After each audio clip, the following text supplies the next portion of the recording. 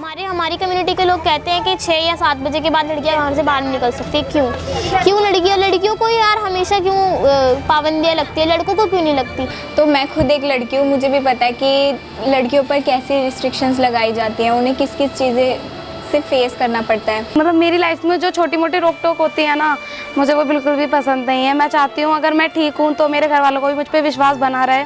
हमें मतलब जॉब नहीं कर सकते, 12th क्लियर होने के बाद हमारी शादी कर दी जाती है। कहीं ना कहीं हम खुद भी लड़का और लड़की में भेदभाव कर लेते हैं। इनफैक्ट लड़कियां कभी कभी कुछ खुद ही लड़कों से अपने आप को कम समझती हैं। सबकी एक कम्युनिटी में अलग अलग प्रॉब्लम्स भी होती है, लेकिन कहीं ना कहीं वो सेम होती है, और लड़कियों की प्रॉब्लम्स तो काफ़ी हद तक सेम ही होती हैं।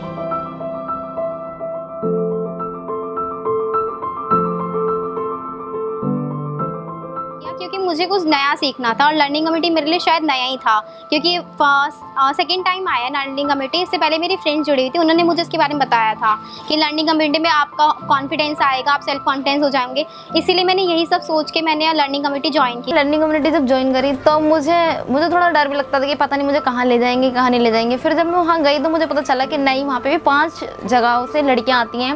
लर्निंग कम्युनिटी में हमें ये स्पेस मिला था कि हम वहाँ पे अपनी बातें रख सकते हैं। पिछले साल मेरी बहन थी लर्निंग कम्युनिटी में, तो उसने मुझे बताया था कि लर्निंग कम्युनिटी में इतनी अच्छी चीज़ें होती हैं और ये बहुत बदलाव आया था। मतलब उसके 1 साल के बाद जब लर्निंग कम्युनिटी का रिजल्ट आया था। तो मैं एलसी ग्रुप में सब में छोटी हूँ, पर मुझे लगता नहीं कि मैं सब में छोटी हूँ ग्रुप में, क्योंकि मैं अभी अपनी बातें शेयर करती हूँ एलसी में और सब मेरी बातें भी सुनते हैं। आज लर्निंग कम्युनिटी में मैं जाने लगी और वहाँ पर मैंने 1-2 बार बताई तो मैं रो भी गई थी कि मैं अपनी बातें भी रख पा रही थी वहाँ पर सबके सामने, और सब मुझे बहुत सपोर्ट भी करते थे। उसके बाद फिर मैंने बोला, मम्मी मुझे घर से ज़्यादा वहाँ पर अच्छा लगता है, क्योंकि मैं अपनी बातें रख पाती हूँ वहाँ पर, और तुम लोग लड़ते झगड़ते तो मुझे बहुत बुरा लगता है यहाँ पर कि लड़ाई वगैरह होती रहती है।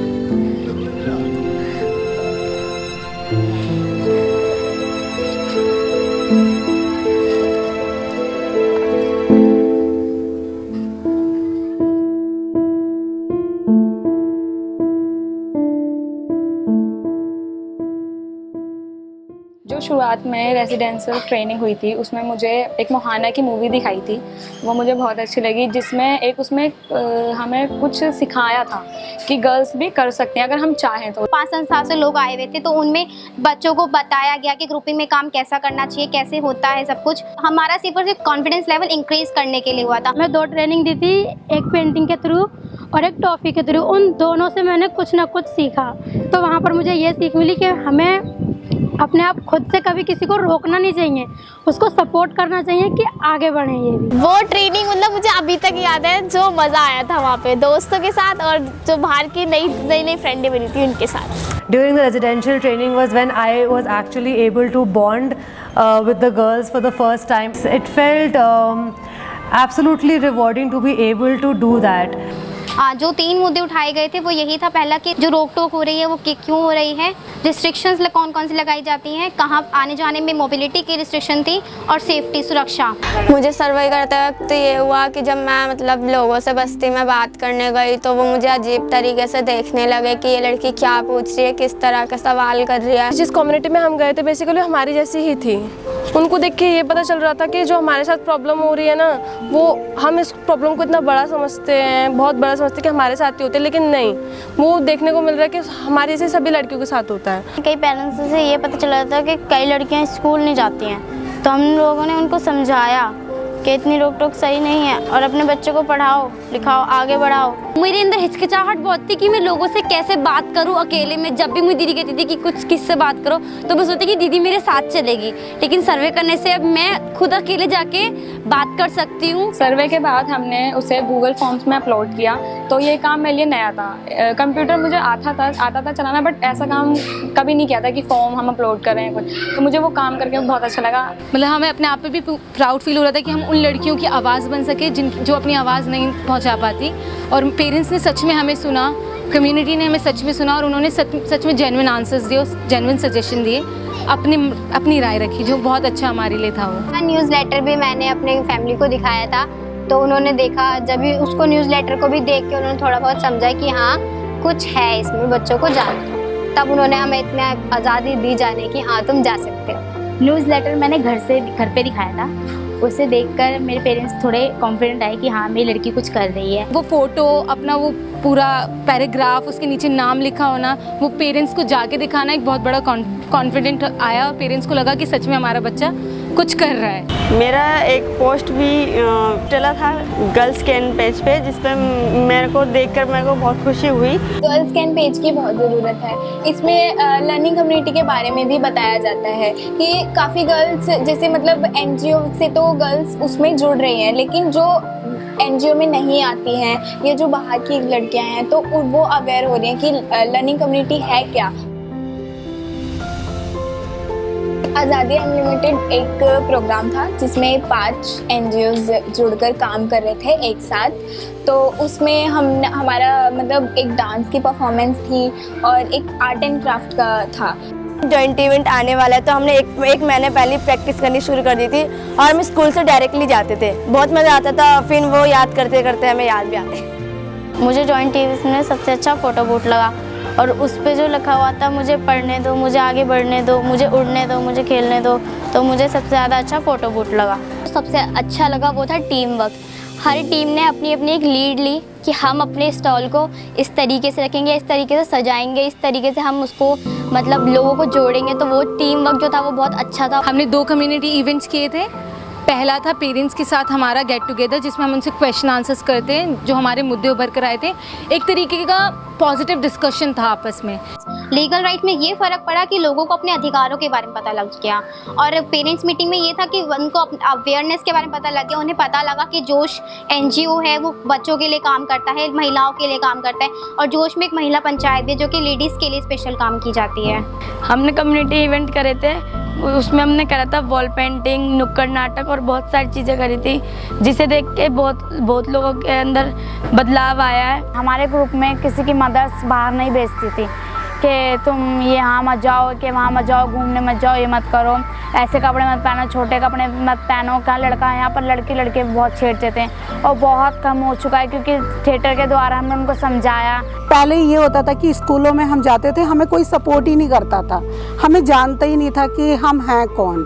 पर जब हमने लर्निंग कम्युनिटी द्वारा हमने वहाँ पे जा कर के नाटक किया, रैली निकाली, उनको जा कर के हमने बताया कि हम इस तरीके से अपने लड़कियों को आगे बढ़ा रहे हैं और हम चाहते हैं कि और भी बच्चे जागरूक हों। तो हमें अब ऐसा होता है कि ये सब चीज़ें जब एक्टिविटी हम स्कूलों में भी जा कर के करते हैं तो आज स्कूलों में भी हाँ दूर से ही कहते हैं कि ये देखो लर्निंग कम्युनिटी की लड़कियां आ रही हैं। तो हमें बहुत अच्छा लगता है कि हमारी एक पहचान बनी है। जब से मैंने एलसी ज्वाइन कराया मेरे को बहुत अपने अंदर बहुत वो दिखता है फ़र्क। जैसे पहले मैं बहुत चुप रहती थी, किसी बोलती नहीं ज़्यादा, अब मैं बोलने लगी। डर भी लगता था पहले बोलने में कि बोल लूँ या ना, और अब मैं बिल्कुल झिझक के बिना बोल सकती हूँ।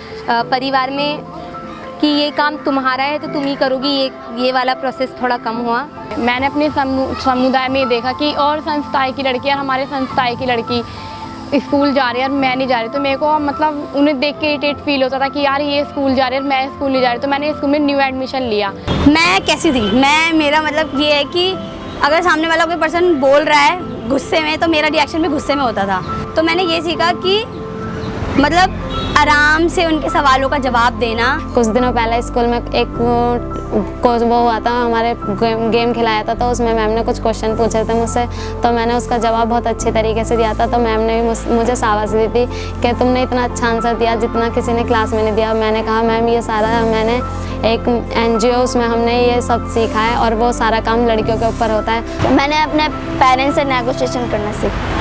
परिवार में भी बहुत फ़र्क पड़ा है लर्निंग कम्युनिटी से, क्योंकि अब पेरेंट्स अपने बच्चों को बाहर जाने देते हैं और खासकर गर्ल्स को जाने देते हैं बाहर। मैं पहले बहुत खुल के नहीं रह पाती थी, ना ही किसी से बात कर पाती थी, और मैं जब से यहाँ के लोगों से मिली और हमने एक साथ जो लोगों से सीखने मिला वो मुझे बहुत अच्छा लगा। मैं अपनी लाइफ में खुल के जीना सीख गई हूँ और लोगों के सामने मैं बिल्कुल हिचकिचाती नहीं हूँ और खुल के बात करती हूँ। जो शर्माती हैं ना, हम उन्हें ही ज़्यादा आगे करते हैं, उन्हें ग्रुप लीडर बनाने की सोचते हैं कि अगर ये ग्रुप लीडर बनाएंगे तो ये सोचेंगे कि अब मेरा ही काम है, मुझे करना है। कि जैसे मेरी मदर फादर करते थे रोक टोक, अब वो बिल्कुल ही नहीं करते। हम जैसे हम कहीं ट्रेनिंग पे जाते हैं उनसे पूछना पड़ता है, तो मेरी मम्मी हमेशा हाँ कह देती है अब तो। पहले डरती थी कि दीदी भैया पे भरोसा नहीं था, अब तो बिल्कुल आंख बंद करके भरोसा है। कि लड़कियों को ये होता है ना कि रात में बाहर घूमने नहीं दिया जा सकता, तो लर्निंग कम्युनिटी में आके मैंने ये सीखा कि हाँ, हम भी अपनी ज़िंदगी जी सकते हैं अपने बलबूते पे, जो शायद मैंने कभी सोचा भी नहीं था सपने, आज मैं वो कर रही हूँ। तो स्टार्टिंग में मुझे बहुत वो हेडेक होता था कि मैं यार मुझे मेंटर बना दे गया, एक तो मुझे सबके सामने बोलना भी पड़ता है, सारा मतलब सबको हैंडल करना पड़ता है, सब 10 लड़कियों को, और होता भी नहीं था क्योंकि जो लड़कियां थी मेरी एज की है, तो उनके सामने मतलब उनको बताना बॉस ऐसे, तो फिर मेरे से हो भी नहीं रहा था। फिर दीदी ने मेरी हेल्प की, ये हिचकिचाहट मेरे अंदर से हटा है। अब मैं खुद लोगों के सामने बोलती भी हूँ, तो मैं अब डर भी नहीं लगता कि हाँ ठीक है कि कोई मजाक उड़ा रहा है या कुछ भी कर रहा है, बस मैं अपनी हर बात सबसे बोलती हूँ, समझाती भी हूँ। जिस तरह से मैं यहाँ के कम्युनिटी से जुड़ी हूँ, तो मैंने बहुत सारी चीज़ें ऐसी देखी हैं, और मेरा एक्सपीरियंस कि मतलब हाँ, मतलब ये सारी चीज़ें कम्युनिटी में थी या मैंने पहले से जज नहीं किया था, और अब ये मेरी लाइफ का एक हिस्सा बन चुकी हैं। अब जैसे कि मेरा रूटीन है, मैं डेली ऑफिस आती हूँ या लोगों के साथ बातचीत करती हूँ, मीटिंग्स होती हैं, लड़कियों को बुलाते हैं, लड़कियों के साथ बात करते हैं, उनको पढ़ाना, उनके साथ बात करना, उनकी प्रॉब्लम सुनना, समझना, उनके पेरेंट्स से बात करना, उनके सॉल्यूशंस निकालना, तो ये सारी चीज़ें एक लाइफ का हिस्सा बन चुकी हैं, और अब ये सब बहुत अच्छा लगता है। यहाँ पे सिर्फ एक ऑर्गेनाइजेशन की लड़कियाँ नहीं हैं, अलग अलग ऑर्गेनाइजेशन की लड़कियाँ हैं, जहाँ पे सब साथ में काम करते हैं और जिनकी जो भी सोच होती है वो उसको सामने रखते हैं। हम पहले कुछ लड़कियां मिलके काम करती थी, तो उसका ज़्यादा बोलबाला नहीं पड़ता था ना समाज पे ना लोगों पे, वो सोचते थे कि यार ये तो ऐसे ही है, बस हर 2-3 दिन में आते हैं और ऐसे ही बोल के चले जाते हैं। पर हम 5 संस्थाओं ने जब मिलके काम किया, इस चीज़ से और लड़कियों को भी लगा कि सारी लड़कियां जब सारी लड़कियां इन सब चीज़ों में जुड़ी है, तो हमें भी एक बार जुड़ के देखना चाहिए। मेरे अंदर सुधार आया है, तो इसलिए मैं भी यही चाहती हूँ कि मेरे दोस्त भी लर्निंग कम्युनिटी से जुड़े। एलसी होना ज़रूरी है, क्योंकि जो लड़कियाँ इससे जुड़ेंगी वो कुछ सीख पाएंगी, कुछ बोल पाएंगी।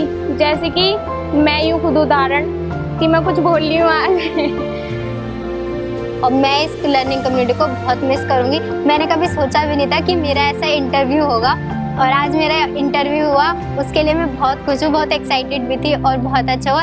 Thank you so much LC.